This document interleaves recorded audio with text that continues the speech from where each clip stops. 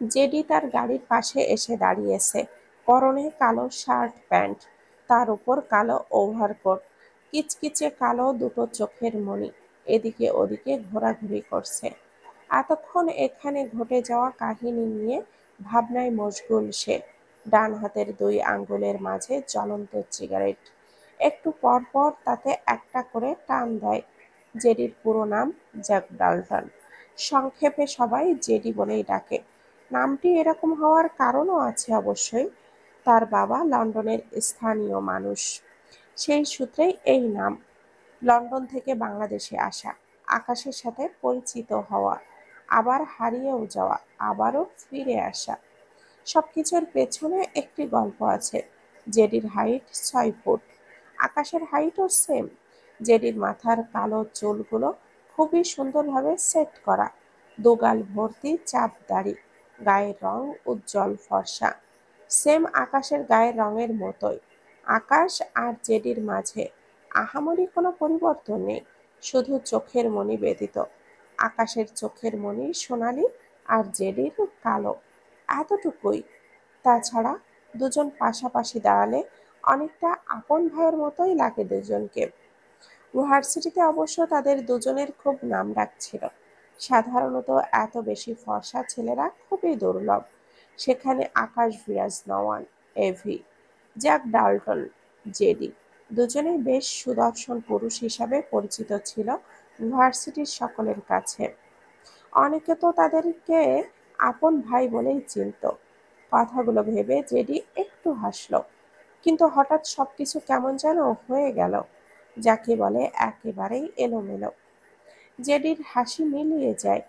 কোথা থেকে অরুণ এসে 2 হাতে জেডির শার্টের কলারটা ধরে রেগে বলে, জেডি, আকাশ এরকম করছে কেন? সত্যি বলবি, নয়তো খুব খারাপ হয়ে যাবে বললাম। জেডির হাত থেকে সিগারেটটা পড়ে যায়, বিরক্ত হলো ছেলেটা। 2 হাতে অরুণের হাত তার কোটের কলার থেকে ঝাড়া মেরে সরিয়ে দেয়। বিরক্তির কণ্ঠে বলে, এভিকে গিয়ে জিজ্ঞেস কর আমার কাছে কি। ও সন্ধ্যাকে চিনছে না কেন? জেডি ভুরু কুঁচকে বলে, হু ইজ সন্ধ্যা? অরুণ দাঁত কিরমির করে বলে, সন্ধ্যা আকাশের বউ। জেডি এত অদ্ভুতভাবে তাকালো, যেন পৃথিবীর কোনো আশ্চর্যজনক ঘটনা ঘটেছে, যা সে মাত্রই শুনল। হঠাৎই সে শব্দ করে হেসে দেয়। হাসতে হাসতে ডান হাতে গাড়িটা ধরে রাখে। অরুণ বিরক্তির চোখে চেয়ে আছে। জেডি বহু কষ্টে নিজেকে সামলে বলে, তোর খোঁজ কি পাবনার লোকেরা এখনো পায়নি? একবার বলছিস এভির চোখ কালো ছিল, একবার বলছিস ও বিবাহিত ছিল। মানে মজা করার একটা লিমিট। একটু রাগ ডিয়ার। অরুণ হতাশ কণ্ঠে বলে, চোখের ব্যাপার নিয়ে কিছু বলছি না, কিন্তু ও সত্যিই বিবাহিত। কিন্তু ওর। জেডি মাঝখান থেকে বলে, লাইক সিরিয়াসলি? আমার দুঃস্বপ্ন শুনতে চেয়ে নিজের ভিত্তিহীন স্বপ্ন ফাটাতে এসেছিস? ভালো ভালো, শুনবো অবশ্যই, কিন্তু তুই প্লিজ একটা ডক্টর দেখা, নয়তো পাবনায় যা, তোকে আর নেওয়া যাচ্ছে না। অরুণ রেগে বলে, আমি মিথ্যা বলছি না।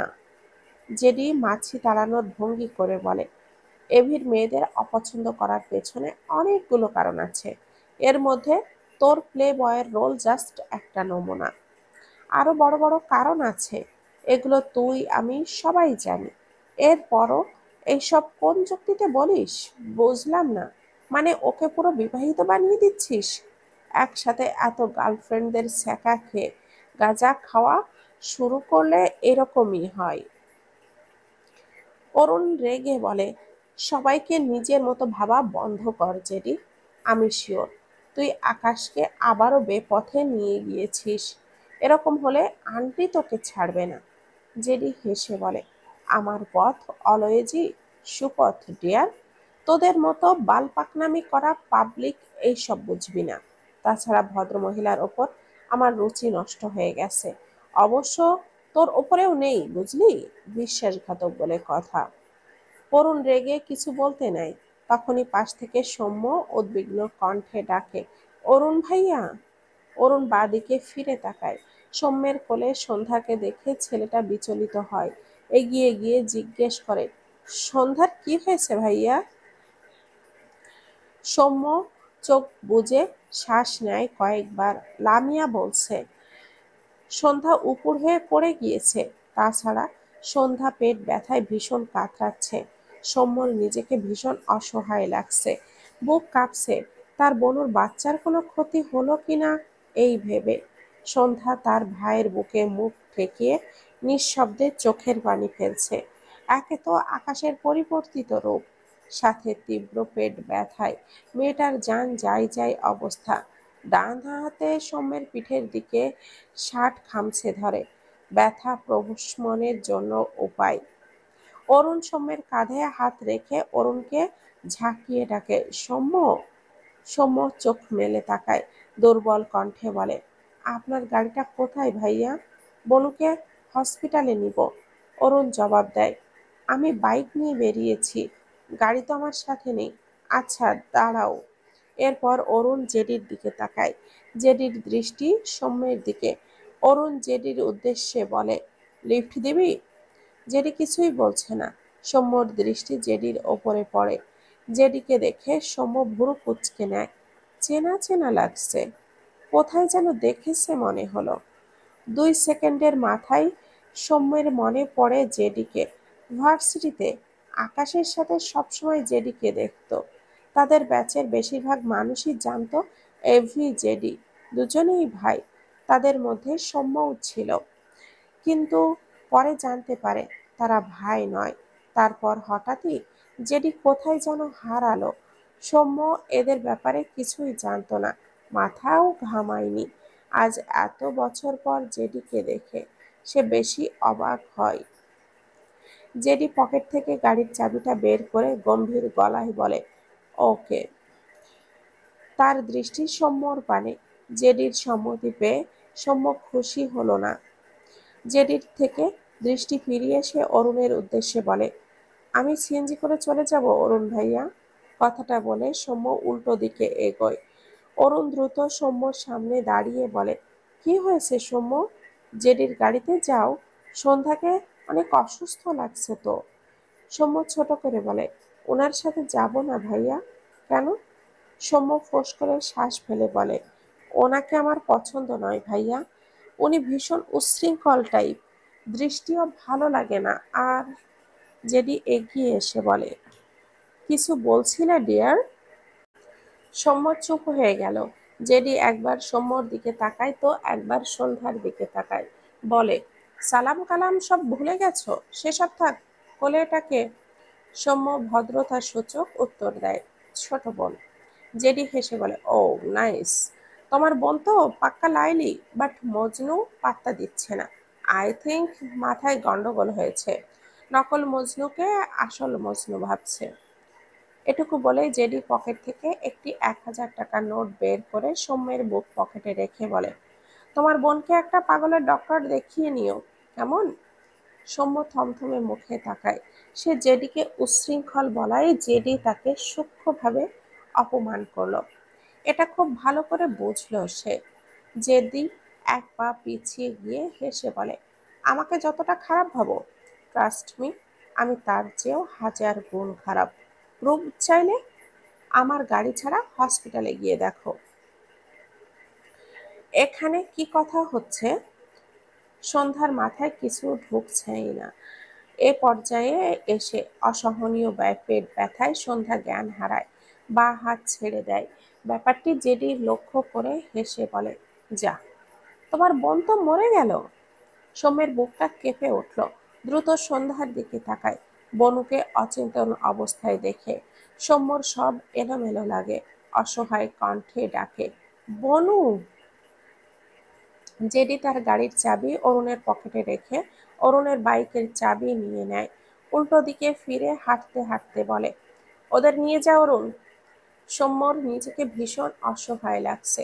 আশেপাশে তাকালো সে। জায়গাটি একদম ফাঁকা। কতদূর গেলে যে গাড়ি পাবে? তাছাড়া জেডিকে তার সেই আগের মতোই লাগলো। সে যা বলবে, না শুনলে তুলকালাম কাণ্ড বাধায়। সৌম্য কারোর অপমান সয়ে তার অনুদান নিতে বিন্দুমাত্র আগ্রহী হয় না। কিন্তু এখন তার বোনের জীবন জড়িয়ে, বনুর জন্য সে তার অপমান ভুলে গিয়ে গাড়ির দিকে এগিয়ে গেল। অরুণ গাড়ির দরজাটা খুলে দিলে সৌম্য সন্ধ্যাকে নিয়ে গাড়িতে উঠে বসে। অরুণ ড্রাইভিং সিটে উঠে গাড়ি স্টার্ট দেয়। রাস্তার অপর পাশে লামিয়ে আসে সন্ধ্যা আর তার ব্যাগ স্কুটি সামনে রেখে স্কুটি স্টার্ট দিয়ে গাড়ির পিছু পিছু যায়। কিছু দূর এসে জেডি অরুণের বাইক পেয়ে বাইকে উঠে বসে। কানে ব্লুটুথ লাগিয়ে বাইক স্টার্ট দেয়। দৃষ্টি অদৃশ্য হওয়ার পথে তার গাড়ির দিকে। হঠাৎই বাইক টার্ন দেয়। বাইকের স্পিড হাই। কয়েক সেকেন্ডের মাথায় জেডি তার গাড়ির পাশাপাশি এসে বাইকের স্পিড কমায়, আরেকটু চেপে যায় তার গাড়ির দিকে। বাঁদিকে ঘাড় ফেরায়। অরুণের চোখে মুখে চিন্তা, মনোযোগ দিয়ে গাড়ি চালানোয় ব্যস্ত। জেডি বাঁকা হেসে গলা চড়িয়ে বলে, গাড়ির ব্রেক তো ফেল ডিয়ার। কথাটা শুনতেই অরুণ দ্রুত ডান দিকে ঘাড় বাঁকায়, রেগে বলে, তোর প্রবলেম কি জেডি? কথাটা বলে অরুণ গাড়ি থামানোর চেষ্টা করে, কিন্তু পারছে না। তার মনে হলো সত্যি হয়তো গাড়ির ব্রেক ফেল। বেচারা অতিরিক্ত টেনশনে হাইপার হয়ে গিয়েছে।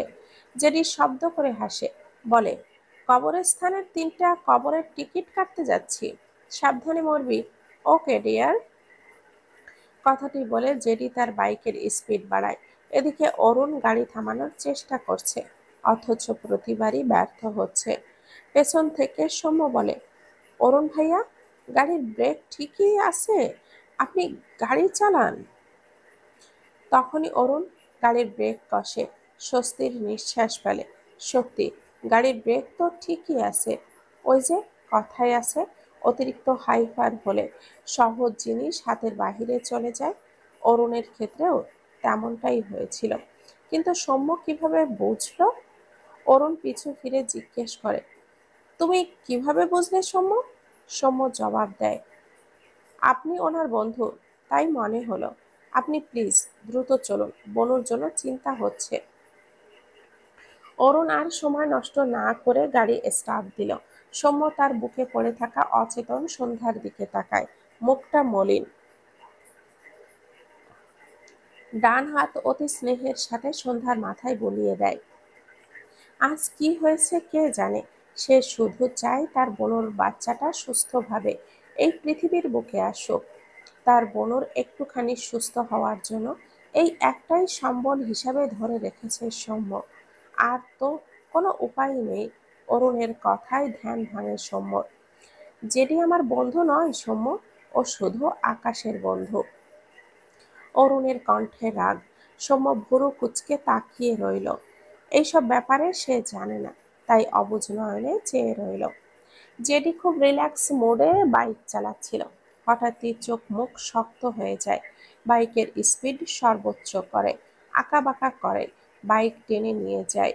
তীব্র বাতাসে চোখ বুজে আসার কথা, অথচ জেডির চোখ জোড়া তীক্ষ্ণ, একেবারের জন্যেও বন্ধ হয় না। রাগে মুখ লাল হয়ে গিয়েছে। বিড়বিড় করে, এভির বাচ্চা। কিছু সময়ের মাঝে একটি হসপিটালের সামনে বাইক থামায় জেডি। দ্রুত বাইক থেকে নেমে হসপিটালের দিকে দৌড় দেয়। হাঁটু সমান ওভারকোট পেছনে কিছুর সাথে বেঁধে যাওয়ায় ডান হাতে জোরে টান দেয়। এক কোণায় সামান্য ছিঁড়ল বোধ হয়। জেডির সেই দিকে পাত্তা দিল না, দৌড় লাগায় ভেতরে। 3তলায় এসে থামে জেডি, হাঁপিয়ে গিয়েছে। সামনে তাকালে দেখল এভি ভীষণ সিরিয়াস ভাবে একজন ডক্টরের সাথে কথা বলছে। জেডি বড় বড় পা ফেলে এগিয়ে যায়, কোনো কথা ছাড়াই এভিকে টেনে সরিয়ে দিয়ে বাঁ হাতে ডক্টরের কলার শক্ত করে ধরে ডান হাতে সমানে ঘুষি মারে। থামাথামির নাম নেই।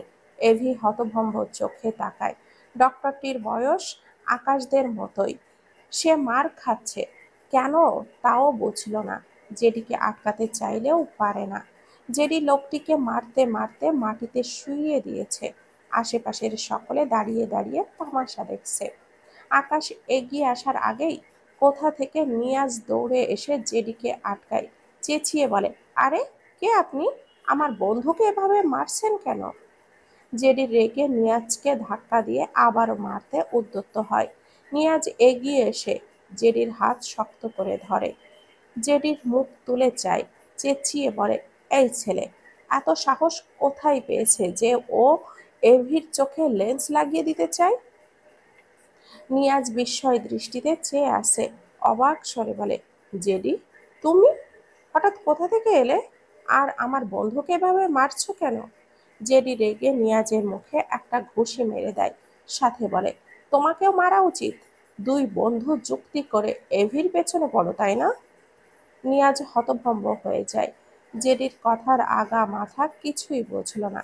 এদিকে আকাশ জেডিকে টেনে তুলে ধাক্কা দিয়ে বলে, তোকে আমার সামনে আসতে নিষেধ করছি না? তুই আবার আমার সামনে এসেছিস? কি প্রবলেম তোর? আমাকে শান্তি দিচ্ছিস না কেন? জেডি হতাশ কণ্ঠে বলে, প্রবলেম তো আমারই এভিজান। তোর চোখ গেলে পরে আমার বউ ভেস্তে যাবে। কারণ আমি বউ রেখে অন্ধ এভিকে প্রক্সি দিতে আসবো। একটু বোঝ। এভি কটমট দৃষ্টিতে তাকায় জেডির দিকে। জেডি চোখ ছোট ছোট করে তাকায়। এভি দাঁত কিরমির করে বলে, আমি যখন বলেছি আমি লেন্স পরবো মানে পরবো। জেডি হেসে বলে, পারবি না জান? এভি রেগে আবারও কিছু বলতে নেয়। তখনই নিয়াজ এভিকে ঘুরিয়ে তার দিকে ফেরায়, দৃষ্টিতে বিস্ময়। ঢোক গিলছে বারবার। এটা কিভাবে সম্ভব? গত 4 মাস যাকে মৃত ভেবে এসেছে, সে এখন জলজ্জান্ত তাদের সামনে দাঁড়িয়ে আছে। ডান হাত তুলে এভির গালে রেখে থেমে থেমে বলে, আকাশ, তুমি বেঁচে আছো? আকাশ ভুরু কুঁচকে তাকায়। নিয়াজ আকাশকে জড়িয়ে ধরে। তার তো বিশ্বাসই হচ্ছে না এটা আকাশ। এদিকে নিয়াজের কাণ্ডে আকাশ অবাক হয়। মনে হচ্ছে নিয়াজ পুরানো প্রেমিক খুঁজে পেয়েছে। তাকে কোন দিক দিয়ে নিয়াজের প্রেমিকা লাগছে যেন।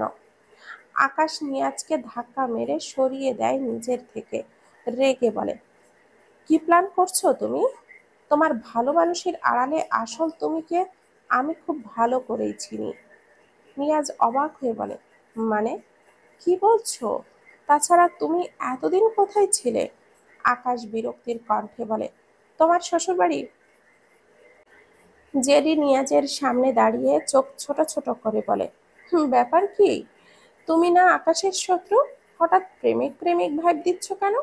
তুমি ছেলে, এটা মাথায় রাখো। আর আমার অভিযানের থেকে দূরে থাকো। নিয়াজ হতভম্ব চোখে তাকায়। জেডি এসেই যে ডক্টরকে মারলো তার নাক দিয়ে কয়েক ফোঁটা রক্ত গড়িয়ে পড়েছে। ধীরে ধীরে উঠে দাঁড়িয়ে ডান হাতের তালু দিয়ে রক্তকণা মুছে নেয় সে। এভি তার সামনে এসে গম্ভীর স্বরে বলে, আজকে লেন্স পরাতে পারবে না? ছেলেটি ঢোক গেল। এভির পাশ থেকে জেডি কৌতুক স্বরে বলে, শুধু আজকে নয়, এক্ষুনি পরাবে। আর তারপর জানটা দিয়ে দিতে হবে। লেন্স পরাবে, জান দিবে। পারবে না ডিয়ার? এভি ওভারকোটের ভেতরের পকেট থেকে একটা পিস্তল বের করে পিস্তলটি ঘোরায় আর ডক্টরের দিকে চেয়ে গম্ভীর গলায় বলে, আমাকে লেন্স না পরালে এক্ষুনি জান দিতে হবে।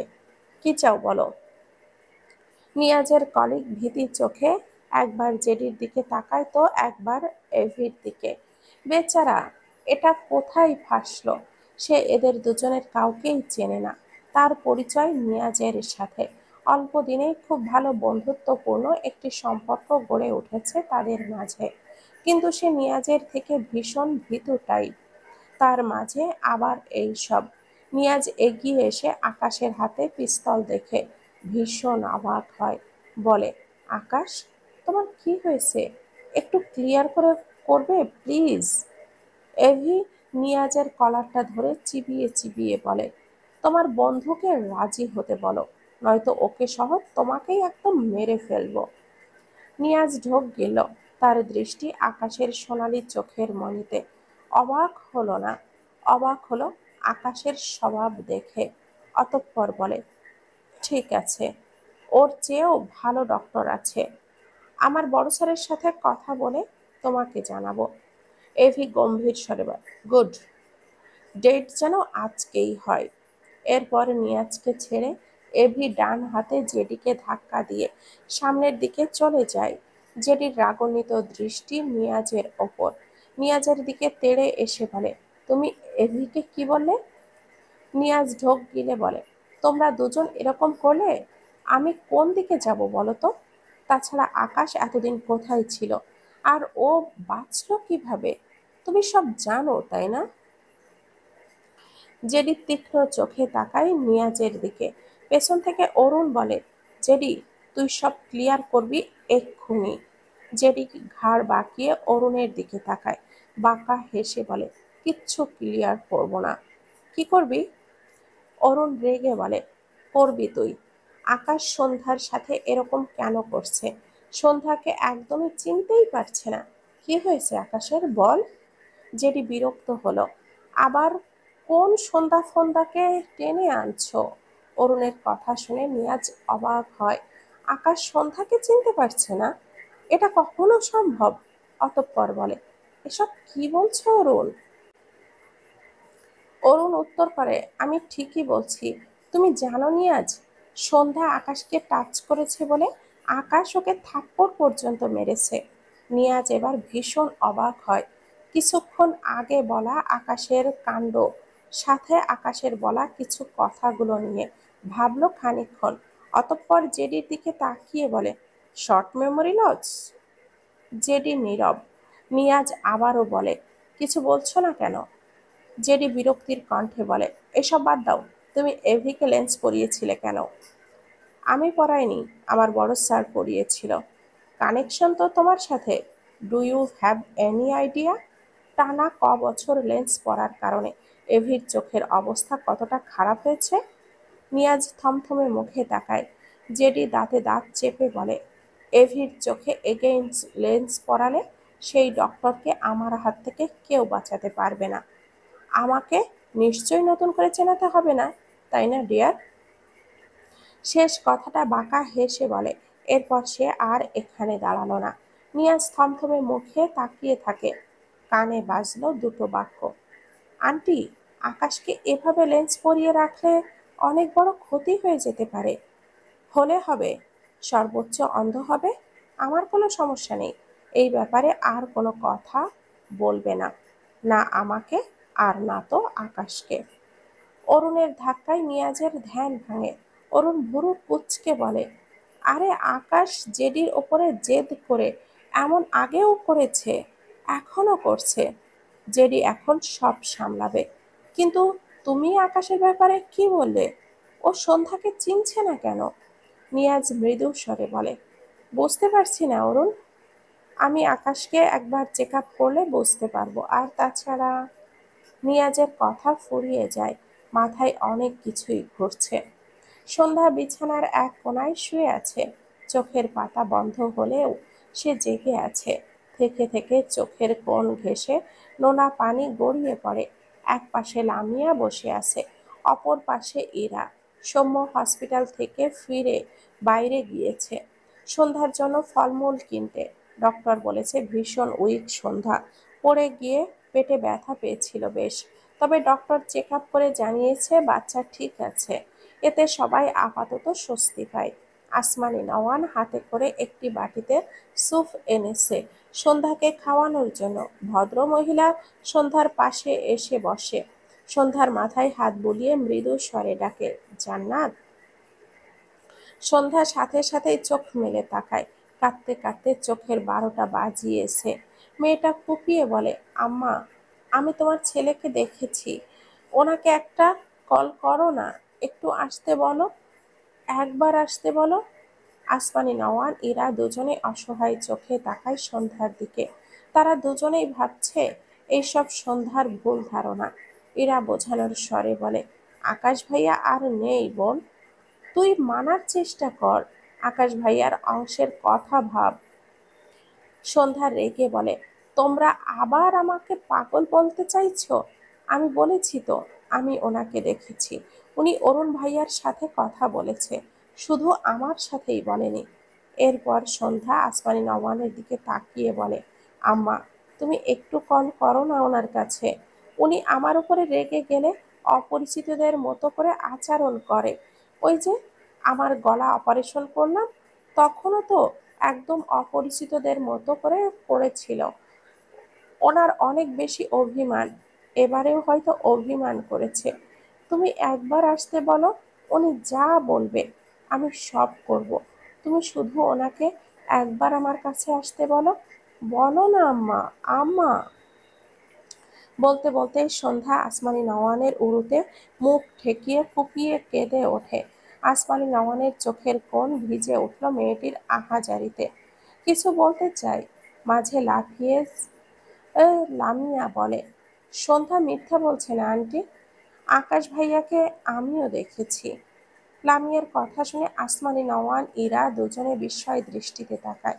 লামিয়া ঢোক গিলে বলে, উনি আকাশ ভাইয়া কিনা আমি জানি না, কিন্তু একদম আকাশ ভাইয়ার মতো দেখতে, চোখগুলো সোনালি, আর ওনাকে একজন এভি বলে ডাকছিল বারবার। কথাটা শুনে ইরা ভীষণ অবাক হলো। তার কাছে এভি নামটা বোধহয় পরিচিত ঠেকল, কিন্তু সোনালি চোখ, এটা মেলাতে পারল না। আসমানি নওয়ান স্তব্ধ হয়ে যায়, চোখ জোড়া ভিজে উঠল, বিড়বিড় করলো, সোনালি চোখ, এভি। ঢোক গিলে বলে, ওর সাথে কে ছিল? লামিয়া ভাবুক ভঙ্গিতে বলে, ঠিক মনে পড়ছে না, কিন্তু এভির মতোই নামটা। আসমানি নওয়ান বলে, জেডি? লামিয়া সাথে সাথেই বলে, হ্যাঁ হ্যাঁ, এটাই। আসমানি নওয়ান ঢোক গেল, হাতের বাটি কোনো রকমে ইরার হাতে ধরিয়ে দিয়ে এলোমেলো পায়ে ঘর থেকে বেরিয়ে যেতে যেতে ধরা গলায় বলে, আকাশ মরে গিয়েছে? আসমানি নওয়ানের রিয়াকশনে ইরা লামিয়া দুজনেই অবাক হলো। এভি জেডি দুটো নামই ইরার ভীষণ পরিচিত লাগে। এদিকে সন্ধ্যা ধীরে ধীরে শোয়া থেকে উঠে বসল, নিঃশব্দে চোখের পানি ফেলে আরো আসমানি নওয়ানের দিকে চেয়ে বলে, আকাশ বেঁচে আছে আম্মা, সত্যি বলছি। আকাশ বিরাজ নওয়ান, যাকে সবাই তার নামের শর্ট ফর্ম হিসাবে এভি নামে চেনে, তার গাড়ি বাড়ির সামনে এসে দাঁড়াই মাত্রই একজন গার্ড এভির গাড়ির দরজাটা খুলে দিলে এভি ভেতর থেকে বেরিয়ে আসে। দৃষ্টির সামনে দণ্ডায়মান সফেদ রঙের তিনতলা বাড়ি, চোখে মুখে গাম্ভীর্যের ছাপ থাকলেও খুশির ঝিলিক মুখাবয়বে প্রকাশ পায়। কোনো দিকে না তাকাই সে, দৃষ্টির সামনে রেখে বড় বড় পায়ে বাড়ির ভেতরে প্রবেশ করে। আসমানি নওয়ান দোতলা থেকে নেমে নিজ ঘরে যাওয়ার জন্য কেবলই পা বাড়িয়েছেন, তখনই মা ডাকটি কানে বজ্রের ন্যায় ভেসে আসে। ছেলেটির কণ্ঠ স্বাভাবিক হলেও আসমানি নওয়ানের কাছে তা অস্বাভাবিক লাগলো। কণ্ঠটি যে হুবহু তার ছেলের। আকাশ সত্যি বেঁচে আছে? আসমানি নওয়ানের পা থেমে গিয়েছে অনেক আগেই। দিক ফিরিয়ে দরজার দিকে দৃষ্টি পড়লে ভদ্র মহিলার দৃষ্টিতে অসীম বিস্ময় ভর করে। আজ প্রায় 4 মাস পর নিজ ছেলেকে জীবিত ও সুস্থ দেখে ভদ্রমহিলা রিয়াকশন দিতে ভুলে গিয়েছে। যাকে এতগুলো মাস মৃত জেনে এসেছে, সেই ছেলে হঠাৎ জীবিত রূপে ফিরে এসেছে, তাও আবার সাধারণভাবে নয়। আসমানি নওয়ান ছেলের বেশভূষা খেয়াল করলেন, যা তার কাছে অস্বাভাবিক লাগলো। আকাশের সোনালি চোখের মণি, সাথে এরকম বেশভূষা ভদ্রমহিলার মাঝে ভীতি সৃষ্টি করে, যেন এই আকাশ তার কাছে এক ধরনের ফোবিয়া। ধীরে ধীরে তার দৃষ্টি জোড়া ঝাপসা হয়, থেমে থেমে আওড়ায়, আকাশ?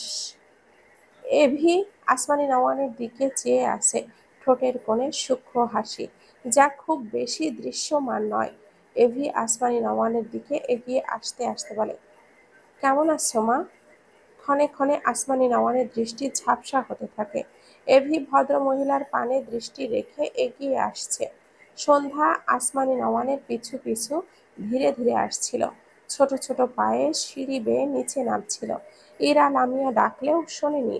আকাশের কণ্ঠ শুনতে পেয়ে মেয়েটার পা থেমে যায়। দৃষ্টি নিচতলায় পড়লে সন্ধ্যা ঢোক গেল। আকাশ এইদিকে এগিয়ে আসছে। মুহূর্তেই সন্ধ্যার চোখ জোড়া ভরে ওঠে, বিড়বিড় করে, আপনি এসেছেন আকাশ? এবার সন্ধ্যা বড় বড় পায়ে এক প্রকার দৌড়ে সিঁড়ি বেয়ে নামতে থাকে। শরীরটা ভীষণ দুর্বল, হাঁপিয়ে যায়। তবে সে নিজের শরীরের প্রতি একটুখানিও দয়া দেখালো না, বরং ছুটল তার মন মানুষের দিকে। এভি আর আসমানি নওয়ানের দূরত্ব সামান্য। হঠাৎই সন্ধ্যা দৌড়ে এসে এভির বুকে ঝাঁপিয়ে পড়ে। এভির শক্তপোক্ত শরীর ঝাঁকি দিয়ে ওঠে, তবে জায়গা থেকে এক চুলও নড়ল না। সন্ধ্যা এভিকে শক্ত করে জড়িয়ে ধরে রেখে নিঃশব্দে চোখের পানি ফেলে, বিড়বিড়িয়ে বলে, আর ছেড়ে যাবেন না তো আমাকে? আর অভিমান করবেন না, থেকে যান আমার কাছে। এদিকে তাকে কোনো মেয়ে সাপটে ধরেছে বিষয়টি বুঝতে এভির কয়েক সেকেন্ড সময় লাগলো। যখন বুঝলো, ততক্ষণে তার মাথায় রক্ত উঠে গিয়েছে, রেগে বোম হয়ে গিয়েছে। কোনো মেয়ের স্পর্শ হজম করার অভ্যাস তার নেই। ডান হাত মুঠি ম্যাড ম্যাড নিল। রাগের ফলে সোনালি চোখের মণি দুটো স্বাভাবিকের চেয়ে বেশি ঝিলিক দিচ্ছে, যা আগুনের মতো দপদপ করছে মনে হলো। এভি বাঁ হাত তুলে সন্ধ্যার কাঁধে রাখে শক্ত করে। এরপর চোখের পলকে সন্ধ্যাকে জোরে সরে এক ধাক্কা দেয়। সন্ধ্যা পড়তে পড়তে বেঁচে যায়। নিজের দুর্বল শরীরটাকে বহু কষ্টে সামলিয়ে দাঁড়িয়ে যায়। বিস্ময় দৃষ্টিতে তাকায় তার সামনে দণ্ডায়মান মানুষটার দিকে, যার দৃষ্টির তীক্ষ্ণতা সন্ধ্যার ভেতর পর্যন্ত কাঁপিয়ে দেয়। এভি সন্ধ্যাকে দেখে অবাক হয়। আরে, এটা সেই রাস্তার মেয়েটা না? মেয়েটা তার পিছু পিছু তার বাড়িতে চলে এসেছে। আর তো নেওয়াই যাচ্ছে না একে। আকাশ সন্ধ্যার দিকের চেয়ে রাগান্বিত স্বরে বলে, হাউ ডিয়ার ইউ! আমাকে টাচ করার সাহস কে দিয়েছে তোমাকে? বলতে বলতে এভি সন্ধ্যার গালে থাপ্পড় মারার জন্য হাত তুললে। সন্ধ্যা ফুঁফিয়ে উঠে বলে, আপনি আবার আমাকে মারবেন? আকাশ হাত থেমে যায়, থমথমে দৃষ্টিতে তাকায় সন্ধ্যার দিকে। মেয়েটা আবার কাছে। আকাশ ঢোক গেল, ধীরে ধীরে হাত নামিয়ে নেয়। ওইদিকে আসমানি নওয়ান আকাশের দিকে অবাক হয়ে তাকিয়ে আছে। আকাশ সন্ধ্যার সাথে এরকম করছে কেন? দোতলায় দাঁড়ানো ইরার অবস্থায় সেমও। মনে হচ্ছে নতুন এক আকাশকে দেখছে। আসমানি নওয়ান অবাক হয়ে বলল, আকাশ, তুমি সন্ধ্যার সাথে এভাবে কথা বলছো কেন? আকাশ একবার তার সামনে দাঁড়ানো মায়ের দিকে তাকায়, দৃষ্টি ফিরিয়ে আবারও সন্ধ্যার দিকে চেয়ে বিরক্তির কণ্ঠে বলে, মেয়েটি অনেক গায়ে পড়া স্বভাবের মা। সেই রাস্তা থেকে আমার পিছু পড়ে আছে। সন্ধ্যা বিস্ময় দৃষ্টিতে তাকায়। আকাশ তাকে রাস্তার মেয়ে বলতে পারলো? মেয়েটার ভেতরটা ভেঙে আসে। আকাশ সবাইকে তো চিনছে, তবে তাকে কেন চিনছে না? সন্ধ্যার বুক ফেটে কান্না আসে। এগিয়ে এসে দুই হাতে আকাশের ওভারকোটের কলারটা ধরে কান্না মাখা গলায় বলে, আপনি সবাইকে চিনছেন, শুধু আমায় চেনেন না কেন আকাশ? এই দেখুন, আমি আপনার সন্ধ্যা মালতী, আপনার সোনা বউ, আপনার ভালোবাসা। আমায় খুব আদর করে করে সোনা বউ ডাকতেন। তবে আজ কেন অস্বীকার করছেন বলুন? আমায় এভাবে দূরে সরিয়ে দেবেন না। একবার আমার দিকে তাকিয়ে দেখুন, গত 4 মাসে আমি কত শুকিয়ে গিয়েছি। আমায় বকবেন না আপনি? আচ্ছা, আপনি কি কোনো কারণে আমার উপরে অভিমান করেছেন? বেশ, আমি আপনার সব অভিমান ভাঙিয়ে দিব। দোহাই, আপনি শুধু আমায় অস্বীকার করবেন না, করবেন না অস্বীকার। আকাশ ঢোক গেল, রাগান্বিত দৃষ্টি নরম হয়ে এসেছে। সন্ধ্যার কথাগুলো তার মাঝে কতটুকু প্রভাব ফেলেছে কে জানে। সন্ধ্যার দুই হাত তার কলার থেকে সরিয়ে দেয়। কিছু একটা আন্দাজ করে মৃদু স্বরে বলে, সরি টু সে, আমি মেয়েদের লাইক করি না, সো বিয়ে করার প্রশ্নই ওঠে না। I think you sick, like kinda mad. Sandhya বিস্ময় দৃষ্টিতে তাকায় ওই দিকে দেখার জন্য। এই দিন দেখার জন্য তার হায়াত ফুরায়নি। নির্বাক চোখে বেয়ে দুই চোখ বেয়ে আবারও নোনা জল গড়িয়ে পড়ে। বিড়বিড় করে, আমায় ভালোবাসা দিয়ে হারিয়ে গেলেন, এই আমিকে ভুলে গিয়ে ফিরে এলেন। আমি আপনাকে মনে রেখে পাগলামি করছি বলে কত সহজে আমায় পাগল উপাধি দিয়ে দিলেন। আকাশ সন্ধ্যার বলা কথাগুলো শুনতে পেল না। সন্ধ্যার শরীর ভেঙে আসে, চোখের পাতা বুজে আসে আর খোলে। এভাবে বেশ কয়েকবার এক পর্যায়ে পড়ে যেতে নেয়। আকাশ সন্ধ্যাকে পাশ করে তার মায়ের দিকে যাচ্ছিল। সন্ধ্যাকে পড়ে যেতে দেখে দ্রুত মেয়েটিকে আগলে নেয়। সন্ধ্যা বোধহয় পুরোপুরি জ্ঞান হারায়নি, বুঝল হয়তো আকাশ তাকে ধরে নিয়েছে। নিভু নিভু চোখে চেয়ে বিষাদ মাখা হাসি হাসল, এরপর শরীর একেবারেই ছেড়ে দেয়। আকাশ অদ্ভুত চোখে সন্ধ্যার দিকে তাকিয়ে আছে। সন্ধ্যার এই হাসিটুকু আকাশের চোখে পড়েছে। ভীষণ অস্থির লাগছে ছেলেটার। বহু কষ্টে তখনকার সেই অসহনীয় দহন প্রশমনের করেছিল, এখন আবারও যেন হাজির হচ্ছে। আকাশ ঢোক গেল, ভাবল সন্ধ্যাকে ছেড়ে দিবে, মেয়েটা পড়ে যাক, মরে যাক, তাহলে যদি সে এতটুকু শান্তি পায়। অতঃপর আকাশ সত্যি সত্যি সন্ধ্যাকে ছেড়ে দেয়। আসমানি নওয়ান এটা দেখে বিচলিত কণ্ঠে বলে, কি করছো? সন্ধ্যা তো ব্যথা পাবে, ওকে ধরো। আকাশের এবারেও কি হলো কে জানে, সাথে সাথেই অচেতন পড়ন্ত সন্ধ্যাকে আবারও আগলে নেয়। সন্ধ্যার মাথা একদম তার বুকে এসে ঠেকেছে। আকাশের দৃষ্টি সন্ধ্যার মলিন মুখে নিবদ্ধ। ছেলেটার হৃদস্পন্দনের গতি অস্বাভাবিক। সবাইকে অনেক অনেক ধন্যবাদ। গল্পটি হচ্ছে অন্তর্দহন গল্পের দ্বিতীয় খণ্ড, আমি তার সন্ধ্যা মালতী। এটি গল্পের চতুর্থ অংশ। লিখেছেন ডিআরএম সোহাগ, পেজ ডিআরএম সোহাগানি। গল্পটি যদি ভালো লেগে থাকে তাহলে প্লিজ একটা লাইক করবেন, আর পরবর্তী অংশ পেতে হলে আমাদের সাথেই থাকুন। ভালো থাকবেন, সুস্থ থাকবেন। আল্লাহ হাফেজ। আসসালামু আলাইকুম ওয়া রাহমাতুল্লাহি ওয়া বারাকাতুহু।